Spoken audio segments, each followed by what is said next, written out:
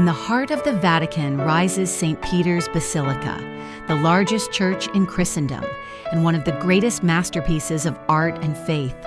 From above, the dome designed by Michelangelo dominates the skyline of Rome, a beacon of devotion and beauty visible from every horizon. At its feet stretches St. Peter's Square, one of the most extraordinary spaces ever created. Designed by Gian Lorenzo Bernini, the piazza opens like a grand stage, framed by the embrace of its monumental colonnade.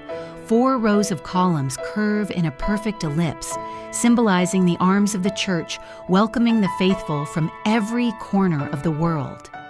At the center stands the ancient Egyptian obelisk, surrounded by fountains, where water and stone create harmony under the Roman sky.